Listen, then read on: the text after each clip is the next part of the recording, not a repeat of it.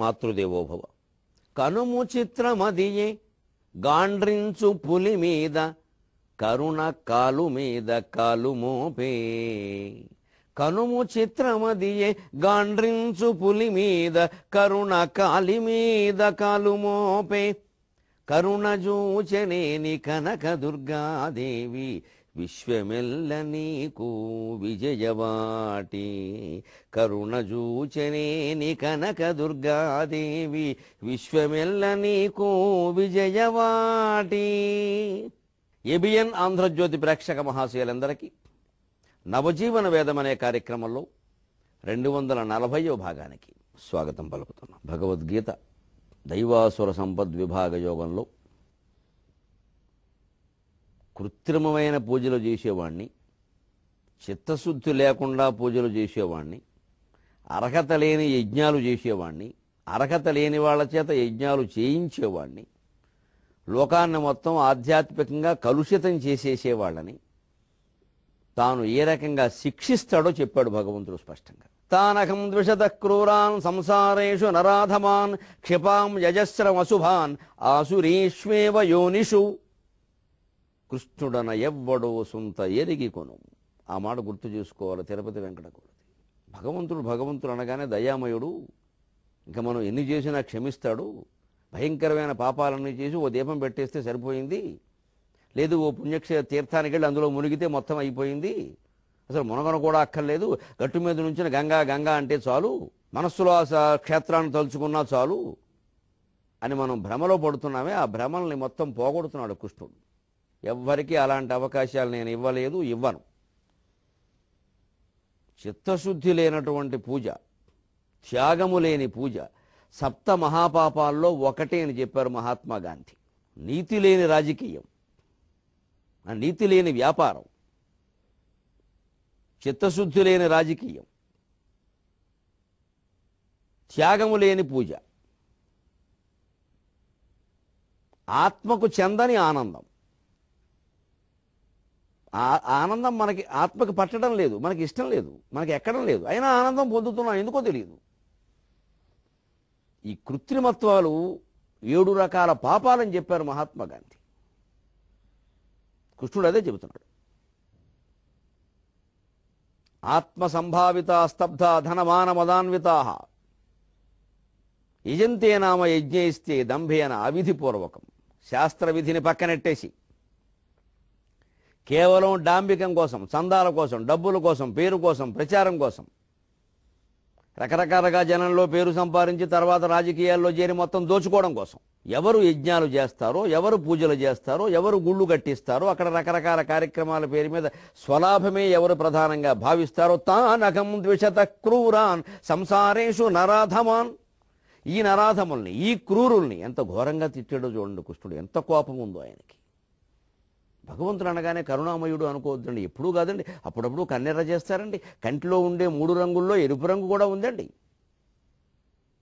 కంటి కనుగుడ్డు తెల్లగా ఉంటుంది, కంటి పాప నల్లగా ఉంటుంది, అప్పుడు ఎరుపు రంగు ఉంటుందండి. ఆ ఎరుపు క్రోధానికి, శృంగారానికి రెండిటికి చిహ్నమండి అది. భగవంతుడు కన్నెర్ర చేసిన సందర్భాలు చాలా ఉన్నాయి. ధర్మాత్ముడైన భీష్ముడి మీదే కన్నెర్ర చేశాడు ఆయన. ఎందుకని ధర్మాత్ముడైతే కావచ్చు, ఎక్కడ పోరాడుతున్నాడు? ఏ పాండవుల వైపు ఉండాలని ఎందుకు నిర్ణయం తీసుకోలేదు? ధర్మం ఎవరి వైపు ఉంది? పైగా చెబుతున్నాడు స్పష్టంగా. కౌరవులది అధర్మం అని తెలుసుని అటు పోరాటం ఏమిటి? అంటే సాంకేతికమైన అంశాలే ఆలోచిస్తారా? మనుషులు సదాచారంతో, సంస్కారంతో ఆలోచించరా? సాంకేతికతకైనా మనం కట్టుబడి ఉండేది అని భీష్ముడి మీదే కన్నెర్ర చేశాడు ఆయన. చక్రం ఎత్తాడు. పోని మీ ఇబ్బందులు మీకున్నాయి, పోరాడారు. అవతల ధర్మం అని తెలుసుగా, మామూలుగా చేయొచ్చుగా, అంత రెచ్చిపోవడం దేనికి? అంటే పనిగట్టుకున్న ధర్మాన్ని హింసిస్తారా? పనిగట్టుకున్న ధర్మాన్ని అవమానిస్తారా? దానంతా భగవంతుడు క్షమిస్తాడా? క్షమించడు. క్రూరాన్, నరాధమాన్ వాడిన పదాలు చూడండి. స్వలాభం కోసం, స్వప్రయోజనం కోసం గుడులు కట్టినా, గుళ్ళో డబ్బు మింగేసినా, ప్రసాదాలు అమ్ముకుని తిన్నా, దేవుడికి దైవ భక్తులకి ఏ రకమైన అన్యాయం జరిగినా వాళ్ళు క్రూరులు, నరాధములు, వాళ్ళని క్షమించడు భగవంతుడు. చాలా కఠినంగా, కోపంగా చెబుతున్నాడు. కృష్ణుడన ఎవ్వడు సొంత ఎరిగి కొను. ద్విషత, నాకు శత్రువులు లాంటి వాళ్ళు అన్నాడు. నేను ద్వేషిస్తాను వాళ్ళని. నేను కేవలం ప్రేమిస్తాను అనుకో, ధర్మాన్ని మాత్రమే ప్రేమిస్తాను నేను. భగవంతుడు అంటే అందరినీ అన్నిటినీ ప్రేమించేవాడు కాదు. మనం కూడా అలా ఉండక్కర్లేదు. అందరినీ ప్రేమిస్తాం, అన్ని అంటూ ఇవన్నీ చెప్పుకుందుకు చాలా బాగుంటాయి మాటలు, ఆచరణలో చాలా కష్టం ఇది, మంచిది కూడా కాదు. కౌరవులు కూడా నాకు సమానమే అన్నాడు ధర్మరాజు. ఏమైంది? వాళ్ళు అనుకోలేదు అలాగా, చెతగొడ్డు బారేశారు. భీష్ముడిని చంపడానికి వీళ్ళకి 10 రోజులు పడితే అభిమన్యుడిని అన్యాయంగా చంపడానికి వాళ్ళకి 1/2 నిమిషం పట్టలేదు. అలాగే ఉంటుందండి అధర్మాత్ములతో గొడవ. భీష్ముడి విషయంలో కాస్త పక్కదారి పట్టైనా సరే ఎలాగో అలా ఆయన పడగొట్టాలి, లేకపోతే యుద్ధంలో జయం సాధించలేమని మొత్తుకోగా దేవుడు దేవదేవుడు సైతం మొత్తుకోగా 10 రోజులకు సాధ్యమైంది. అది కూడా ఆయనంతటా ఆయన ముందుకు వస్తే, లేదా చేయగలిగేవారు కదా. ఇప్పటికీ భీష్ముడు పోరాడుతూనే ఉండేవాడు. అదే అభిమన్యుని చంపడానికి దుర్యోధనుడు కానీ ఇంత పెద్ద మహాదాత దాన వీర శూర కర్ణ అని ఇన్ని సినిమాలు తీయించుకున్న కర్ణుడు గారు కానీ ఒక్క క్షణం ఆలోచించలేదే. వెసిపారేశారు కుర్రాన్ని పట్టుకొని. అయ్యో, నేను ద్రౌపదీదేవిని మానభంగం చేసే ప్రయత్నం చేయబట్టి కదా నాకు శిక్ష పడింది. ఆ రోజు పాండవులు నన్ను దయదలిచి వదిలేశారు కదా, ద్రౌపదీదేవి కూడా దుస్సల మొగుణ్ణి అన్న ఒకే ఒక్క కారణం వల్ల వదిలేసింది కదా, నేను పాండవుల పట్ల కష్ట తీర్చుకోకుండా నా బుద్ధి మార్చుకోవాలి కదా అని సైంధవుడు ఆలోచించకుండా తిరిగి తపస్సులు చేసి వరాలు పొంది 4 పాండవులకి అడ్డంగా వెళ్ళి ఆ అభిమన్యుడు చావుకు కారణమయ్యాడే. దుర్మార్గులు ఎలా ఉంటారో తెలిసిపోవట్లేదండి. వారిని జాలి చూపిస్తారా? వారి మీద కరుణ చూపిస్తారా? నేను చూపించానని చెబుతున్నాడు భగవంతుడు. భగవద్భక్తుల మీదే మనం కూడా దుర్మార్గుల మీద జాలి చూపించొద్దు. ఎవరితో ఎలా ఉండాలో అలా ఉండడమే లోకనీతి, అదే శ్లోకనీతి కూడా. తానకం ద్విషత క్రూరాన్ సంసారేషు నరాధమాన్ సంసారేషు క్షిపాం యజస్రం క్షిపామి తోసిపారాస్తా. ఇందులో సంసారేషు అంటే ఏమిటి అర్థం? ఇక్కడ సంసారం అంటే ఒకసారి ఆలోచించండి. మనం అందరం సంసారం అనగానే ఏదో ఈ మధ్యన మా వాడు సంసారం పెట్టాడండి, సంసారం అని మళ్ళీ మొదలైంది. పెళ్లి కాకముందు సుఖంగా ఉండేవాడు, పెళ్ళయిన తర్వాత పెట్టేదాన్ని సంసారం అనరు. ఈ భూమి మీద పడగానే మనకు వచ్చింది సంసారం. పెళ్ళయిన తర్వాత పెట్టేదాన్ని కుటుంబం అంటారు, ఇంగ్లీషులో ఫ్యామిలీ అంటారు. అంటే ఈ ఫ్యామిలీ వేరు, సంసారం వేరు. అందుకే ఇక్కడ సంసారేషు, వాళ్ళందరికీ పెళ్లి చేస్తానని చెప్పట్లేదు ఆయన. జన్మలు అనమాట. సంసారేషు బహువచనం. సంసారే సంసారయో సంసారేషు సప్తమి విభక్తి బహువచనం. అది భయంకరమైన జన్మల్లోకి తోసేస్తాను. ఆసురీష్వేవ యోనిషు, రాక్షసులుగా పుట్టిస్తాను ఒక్కొక్కరిని. ఎందుకండి? ఇదే మనకి ఆట రూపంలో చెప్పారు. వైకుంఠపాళి 121వ గడి, చిట్ట చివరి గడి. అక్కడ కూడా గర్వించడానికి వెళ్ళేది. ఎందుకంటే అక్కడ పొరపాటుని 120 వరకు వెళ్ళాక అనుకుంటాడైనా ఒకటే పడుతుంది, ఇంకో 2 పడుతుంది, 2 పడితే పైకి వెళ్ళిపోతాం. నిజమే, 2 పడితే పడితే, కానీ 1 పడితే పడుతుంది, కర్మ కాలితే. అప్పుడు అహంకారం అనే పాము మింగుతుంది, అది కిందకు వస్తుంది. 99లోకి వస్తుంది. అక్కడ రాక్షసు అని ఉంటుంది, గమనించండి. 121లో పాము, దాని పేరు అహంకారం. ఆ పాము తోక 99లో ఉంటుంది, అక్కడ రాక్షసు జన్మ. అది ఆసురీష్వేవ యోనిషు. అహంకారానికి లోనే యజ్ఞాలు యాగాలు పూజలు చేయిస్తూ సామూహిక అర్చన ఎక్కడ చూసినా ఇవాళ పెరిగిపోయింది. అది ఆధ్యాత్మికత సామూహికం కాదండి. అదే నిజంగా హిందూ ధర్మాన్ని ఉద్ధరించే వాళ్ళు, విశ్వ హిందూ పరిషత్ వాళ్ళు, ఆర్ఎస్ఎస్ వాళ్ళు దేశం కోసం ఓ సభ పెడుతున్నాం. పాకిస్తాన్ వాడు రోజుకి 4 సార్లు కాల్పులు విరమణ ఒప్పందాన్ని ఉల్లంఘించి మన దేశం మీద దాడి చేస్తున్నాడు. అందుకని దేశభక్తి కోసం ఓ సభ పెడుతున్నామంటే ఒక్క పెట్ట రాదండి, ఇందులో ఒక్కటి రారండి. మనకెందుకు లేనిపోను గొడవ? మన పిల్లలంతా ఇంజనీర్లు డాక్టర్లు అమెరికాలో ఉన్నారు, సుఖంగా ఉన్నాం. వాళ్ళు ఏడుస్తారులే, నరేంద్ర మోడీ వాళ్ళు. మనకెందుకు? నరేంద్ర మోడీను నాయుడు గారును కేసీఆర్ గారు ఏడుస్తారు, మనకు అక్కర్లేదు. ఇక్కడ మనం పట్టించుకోకపోతే ఎవరేం చేస్తారండి? తానకం ద్విషత క్రూరాన్ సంసారేషు నరాధమాన్ క్షిపాం యజస్రం అశుభాన్ ఆసురీష్వేవ యోనిషు.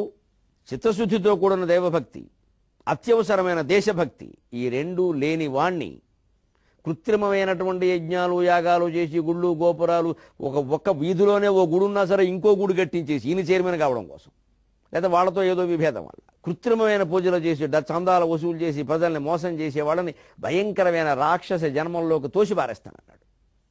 ఈ జన్మలో కాదు, 10 జన్మలకు వాళ్ళకి విముక్తి లేదు.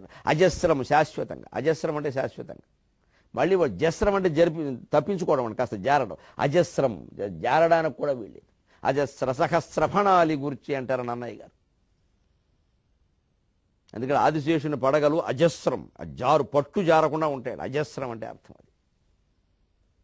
అది అజస్రం. ఇక్కడ అజస్రం ఆసురీష్వ్యవయోనిషు. అంత భయంకర అపరిచితుడు సినిమాలో ఉండే క్రిమిభక్షకం, అంత కోపం, ఇటువంటి నరకాలు వస్తాయి. కృత్రిమమైన యజ్ఞాలు చేసినా, అనవసరంగా దేవుడి పేరు మీద మాయ చేసిన.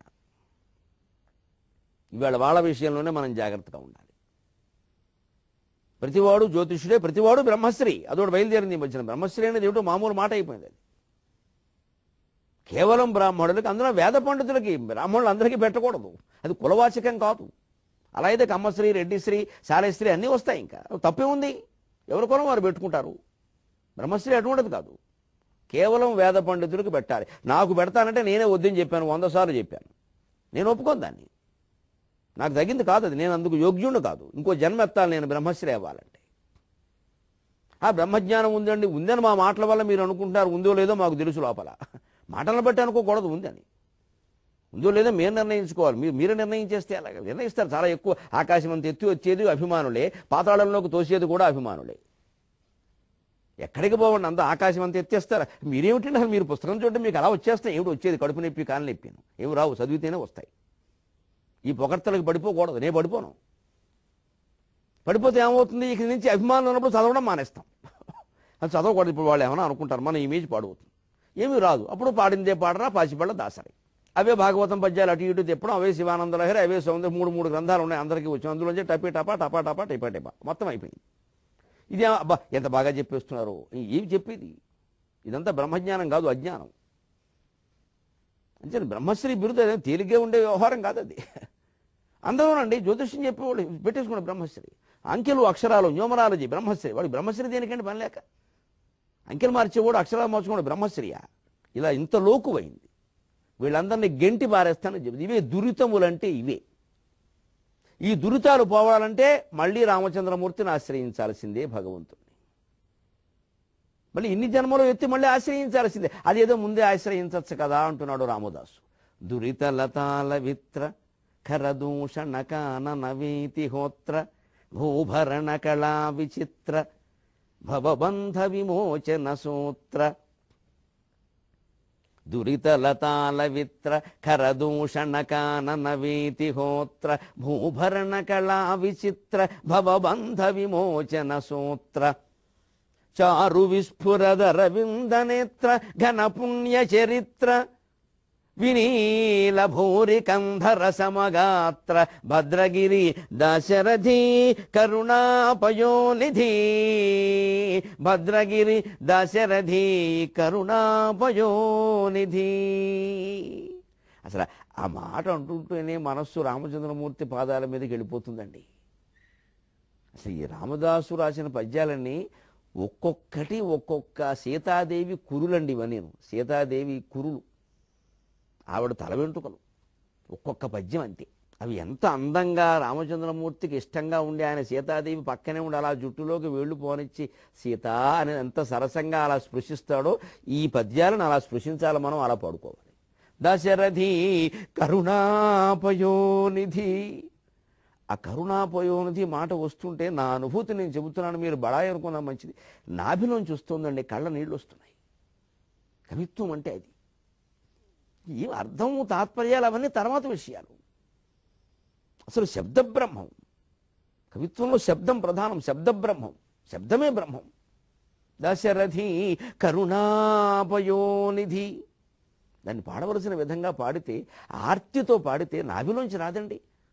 రాముడు ఎక్కడ ఉంటాడండి? మన గుండెల్లో ఉండక ఎక్కడికి పోతాడండి ఆయన? దురితలతాల విత్ర. ఇందాక చెప్పిన పాపాలని నేను చేశానయ్యా. దొంగ యజ్ఞాలు, దొంగ పూజలు, స్వార్థం కోసం, స్వలాభం కోసం ప్రజల్ని మోసం చేసి నన్ను నేను మోసం చేసుకుని ఇంట్లో కూర్చుని చేసుకుంటే సరిపోయేదని ఒక 100 మందితో కలిసి గొడవ. అదే దేశం కోసం రాము, మన స్వార్థం కోసం అయితే వస్తాం. 1,00,000 మంది వస్తారు. సామూహిక సత్యనారాయణ వ్రతం అంటే 1,000 మంది వస్తారండి. బాబు దేశానికి సమస్యలు వచ్చే 10 మంది అన్నింటే రాడండి. ఎంత విచిత్రమో మన మనస్తత్వాలు. దేశం ఎవరికి ఎక్కడ? ఎవరా దేశం? నువ్వు నేను కలిస్తే. మరి పూజ కోసం కలుస్తున్నాం కదా, భరతమాత కోసం ఎందుకు కలవండి? మనకు అక్కర్లేదు దేశం. మరి ఆ దైవారాధనకు ఒక భారతదేశంలో తప్పితే ఎక్కడైనా ఇంత స్వేచ్ఛ ఉందా? మరి ఆ దేశాన్ని మనం కాపాడుకోక్కర్లేదా? ఆ దేశానికి అవసరమైన వృత్తుల్లోకి పిల్లల్ని ప్రవేశపెట్టక్కర్లేదా? బలవంతంగా చెప్పేనా? అందులోనూ డబ్బు సంపాదన చూస్తున్నామే. ఇదే దురితం అంటే. దురిత లతాలవిత్ర. మేము పాపాలు బాగా పెంచుకున్నామయ్యా. తీగల్లా అల్లుకుపోయే లత. ఈ తీగలు బాగా అల్లుకుపోయాయి అనుకోండి, ఏం చేస్తారు? ఇక మామూలుగా తీస్తే లాభం లేదు, కొడవలెట్టు కోసేవలసింది. ఆ లవిత్ర అంటే కొడవలి, లవిత్రము అంటే కొడవలి. దురిత లతాలవిత్ర. అడవి తీగల్లా అల్లుకుపోయిన మా పాపాలను కొయ్యడానికి నువ్వే కొడవలివయ్యా. కరదూషణ కానన వీతి హోత్ర. రామచంద్రమూర్తి జీవితంలో అత్యద్భుతమైన ఘట్టం. 14,000 మంది రాక్షసులు, కరదూషణాదులు. ఒక్క రాముడు, లక్ష్మణుడు కూడా లేడు. లక్ష్మణుడిని సీతాదేవికి కాపలాగా పెట్టాడు. ఇద్దరు నా గుహ దగ్గర ఉండమని చెప్పాడు.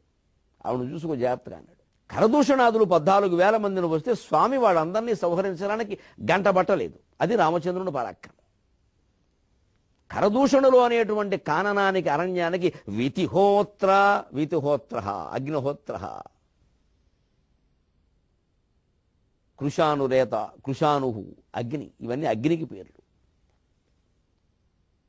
అహిర్బుధ్నియ, వీతిహోత్ర, ఉషర్బుధ, ఇవన్నీ అగ్నికి పేర్లు.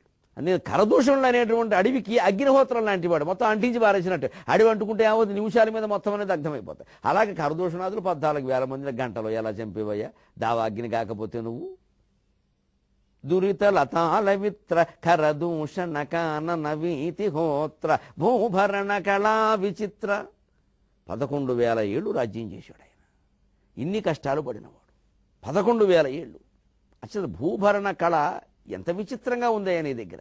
ఇన్ని వేల ఏళ్ళు రాజ్యం. అలాగే మళ్ళీ అక్కడ రోగులు ఎట్టే వైద్యులు, రోగి లేకపోతే వైద్యులు అక్కర్లేదు. ఇప్పుడు కూడా రోగులు లేరు, వైద్యుల వల్లే రోగాలు పెరుగుతున్నాయి. రోగులు తక్కువే, వైద్యులు ఎక్కువ. అందుకని వారే రోగాలు పుట్టిస్తారు. ప్రతి రోగం ఉన్నా లేకపోయినా సరే దాని గురించి పత్రికల్లో డబ్బులు ఇచ్చి వ్యాసాలు రాయిస్తారు, పెద్ద పెద్ద వ్యాసాలు. మీ గుండె మీరు చూసుకున్నారా? చూసుకున్నాం, ఆగింది ఎప్పుడో, చూసుకున్నప్పుడే ఆగింది. ఇంత పెద్ద వ్యాసం పత్రికలో. చూడగానే ఏమవుతుంది? అసలు గుండె ఎక్కడుందో అని కూడా వెతుక్కుంటాం, జేబులోనో అక్కడ ఎక్కడైనా ఉందేమో, పారేసేమేమో అని. కంగారు పెట్టేయడం మొత్తం. ఆ రోగాన్ని వివరించడానికేమో పేజీ అంతా వివరించడం. నేను చూస్తాను, నవ్వొస్తుంది విచిత్రంగా. పేజీ అంతా వివరించేస్తారు రోగాన్ని.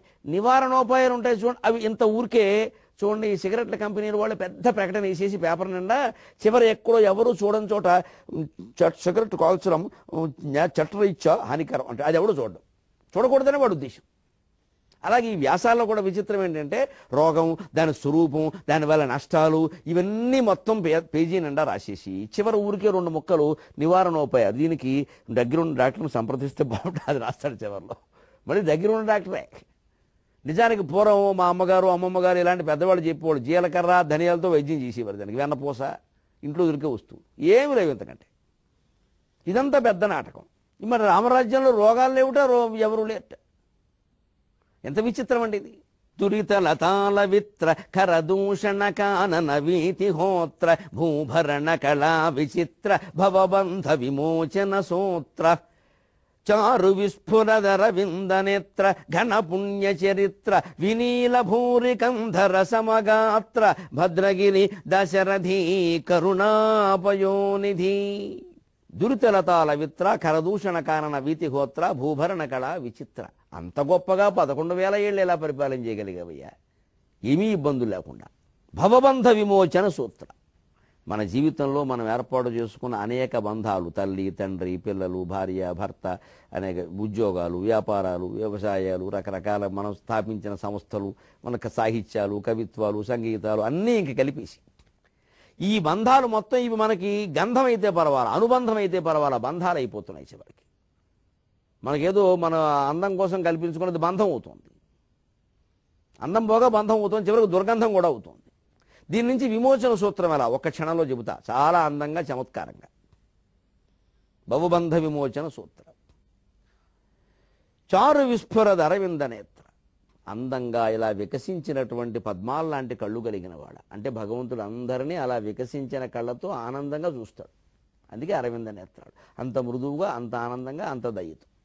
మనం కూడా అలాగే ఉండాలి. మన స్వభావం అలా ఉంటే కళ్ళు ఎప్పుడు బాగుంటాయంటే విశాలమైన దృష్టి, అంటే లోపల మనస్సు విశాలంగా ఉంటే కళ్ళు బాగుంటాయి. లేకపోతే అవి కూడా అస్తమానం కుంచుకుపోయి మన ఈర్ష్య మన కళ్ళల్లో కనపడుతూ ఉంటుంది. నేను చెప్పకల్లా అలా చూడక వంకర చూపులు అంటారు. అర్థమైపోయింది. చారు విస్ఫురద అరవింద నేత్ర ఘన పుణ్య చరిత్ర. రామచరిత్ర మొత్తం పవిత్రమే, ఏకైకమక్షరం ప్రోక్తం మహాపాతక నాశనం. ఆ చరిత్ర చదివితే మన చరిత్రలు బాగుంటాయి.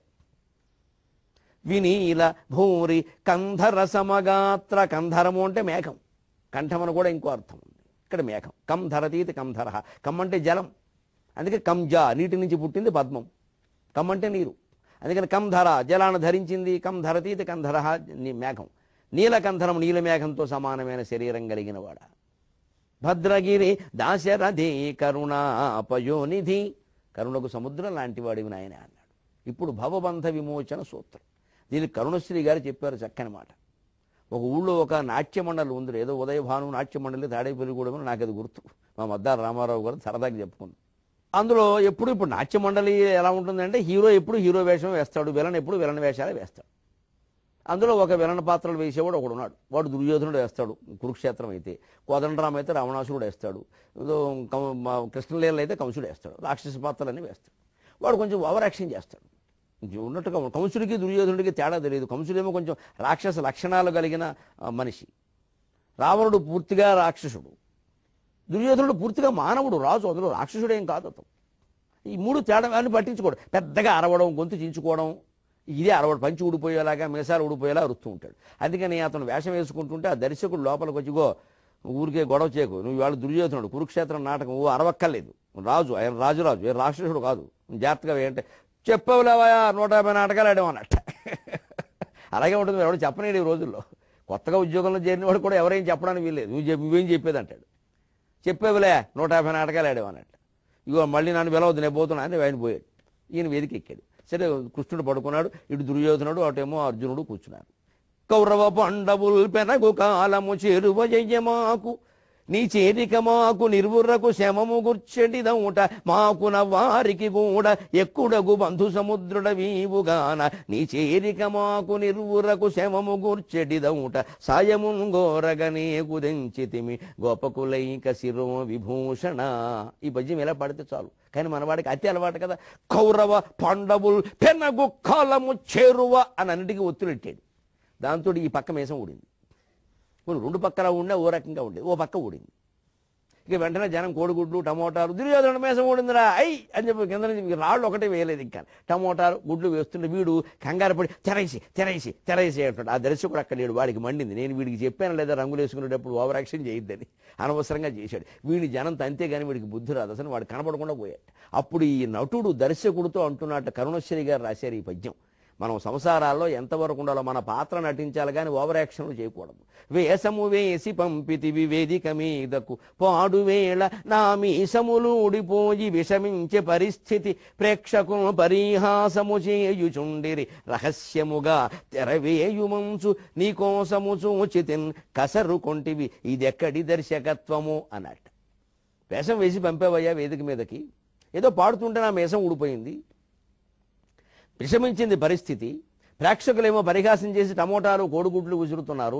ఈ బాధపడలేక కాస్త పంచగట్టుకుని మళ్ళీ మీసం సరిగ్గా పెట్టుకుని వద్దామని తెరవేయవయ్యా అంటే పక్కకి చూస్తే నువ్వు కనపడ్డలేదు. ఎందుకంటే వాడే చుట్ట కాల్చుకుందుకు ఎక్కడికో పోయాడు, డైరెక్టర్ కదా. అందుకని ఎక్కడికో పోయావు, ఇది ఎక్కడి దర్శకు పైగా కనపడి అయింది మా బాగా అన్నట్టు ఇలా పెట్టి ఇది ఎక్కడి దర్శకత్వము అన్నాడు. సరిగ్గా దీన్ని అన్వయించుకోండి. భగవంతుడు మనకి ఈ భూమి మీదకి వేషం వేసి పంపించాడు. ఒరే ఈ జన్మలో నువ్వు అనుభవించాల్సిన కొన్ని ఉన్నాయి రా అబ్బాయి, సుఖాలు ఉన్నాయి, దుఃఖాలు ఉన్నాయి, అవేవో అనుభవించి మాట్లాడకుండా పైకి వచ్చి ఇంకో జన్మ ఉంది నీ కోసం. లేదు ఈ జన్మలోనే దాశరథి శతకం చదువుకుని రాముడిని ఆశ్రయించావా, గొడవే లేదు అని చెప్పాడు. కానీ మనం ఏం చేస్తాం, అలా కాదండి. మా పిల్లలు ఇలా అవ్వాలండి, మా ఆవిడ ఇలా ఉండాలండి, నేను ఇలా ఉండాలండి, మేము ఒక 10 కోట్లు సంపాదించాలండి, మా పిల్లలిద్దరూనండి ఇంకా నాకంటే 100 కోట్లు సంపాదించాలండి, చాలా ఒక లెవెల్లో ఉండాలండి. ఇవన్నీ ఓవర్ యాక్షన్ అంటారు. మా పిల్లలు ఎప్పుడు నేను చెప్పినట్టే వినాలండి, తేడా రాకూడదండి, నేను చిన్నప్పటి నుంచి అలా పెంచానండి వాళ్ళు, ఈ గొప్పలు చెప్పుకుంటూ ఉంటే ఇదంతా ఓవర్ యాక్షన్. దానివల్ల ఏమవుతుందో ఒకసారి మీసం ఊడి మీద పడుతుంది. అంటే పిల్లాన్ని బాగానే పెంచుతాం, జాగ్రత్త, అమ్మాయిని ముఖ్యంగా బ్రహ్మాండంగా పెంచు, చాలా వినయంగా. మా అమ్మాయి ఎప్పుడు మేము చెప్పినట్టే ఉంటుంది. అది 20 ఏళ్ళు వచ్చాక ఇంకో వారం రోజుల పాటు కనపడదు మనిషి. ఎందుకు కనపడలేదో తెలుసు. అప్పుడు మీసం ఊడిపోతుంది. అయ్యి బాబు ఇంత నమ్మకంగా పెంచాం, అమ్మాయి ఎలా చేసింది, అమ్మాయి ఎలా చేసింది, అదే మీసం. అప్పుడు మనం రహస్యంగా తెరవేయమంటేనండి ఆత్మహత్య దేవుడా తీసుకెళ్ళిపో, నేను తట్టుకోలేను, ఇంత ప్రేమగా పెంచాను. కణవ మహర్షి శకుంతలను కూడా ఇలా పెంచలేదు, నేను అలా పెంచాను, మా అమ్మాయి ఇలా చేసేసింది, నాకు చెప్పకుండా పెళ్ళి చేసుకుంది, ఎవడో అడ్డగోలు వాడిని పూటకి టికానా లేని వాడిని చేసేసుకుంది, నా బతుకంతా పాడైపోయింది, నా పరువు పోయింది, నన్ను చంపేయి అని అంటామే. అప్పుడు దేవుడు అంటాట నీకు ఇంత ఓవర్ యాక్షన్ చేయొద్దని చెప్పాను కదా. కణవ మహర్షి శకుంతలను ఎలా పెంచాడు? ఆయన ఆవిడ దుష్యంతుడితో కలిసినా ఆయన ఏం అనలేదు. అమ్మాయి జరిగింది ఏదో అది జరిగింది, అమ్మాయి పుట్టింట్లో ఉండడం భావ్యం కాదు, నీ కాపురానికి నువ్వు వెళ్ళవమ్మా అన్నాడు. అక్కడ కూడా ఆవిడ కష్టాలు వస్తే మళ్ళీ ఈయన వెళ్ళి పట్టించుకోవాలి, ఆవిడ కష్టాలు ఆవిడ తీర్చుకుంది. ఎవరు చేసిందని వాళ్ళు అనుభవిస్తారని కణవ మహర్షి కథ చెబుతోంది స్పష్టంగా. చెప్పవలసిన నీతులు చెప్పాడు పంపాడు, కానీ దుష్యంతుడిని శపిస్తా అని కమ్మడలో నీళ్లు తీసుకోవాలా. ఇదే ఓవర్ యాక్షన్ చేయకపోవడం అంటే. జీవితాల్లో మనం కూడా అతి చేయకుండా ఎంతవరకు ఉండాలో అంతవరకు ఉంటే 18 ఏళ్ల వరకు పిల్లల్ని పెంచాం. ఆ తర్వాత నిర్ణయాలు వారివి. వారు మన మాట విన్నారా మంచిది, వినకపోతే మరీ మంచిది, ఇంకోసారి చెప్పక్కర్లేదు. మన ఆత్మజ్ఞానం కోసం, మన ముక్తి కోసం మనం ప్రయత్నం చేయాలి. కానీ ఇంకా పట్టుకు వేలాడడం చాలా తప్పు. 18 ఏళ్ల వరకు వేలాడకపోవడం తప్పు, ఆ తర్వాత వేలాడడం తప్పు. ఇలా ఉంటే భవబంధ విమోచన సూత్ర, హాయిగా జీవిత బంధాల నుంచి విమోచనం పొంది ఈ సూత్రం కారణంగా మనం అందరం మోక్షాన్ని పొందొచ్చు, అందరం నవజీవనాన్ని వేదంగా చేసుకోవచ్చు. సెలవు.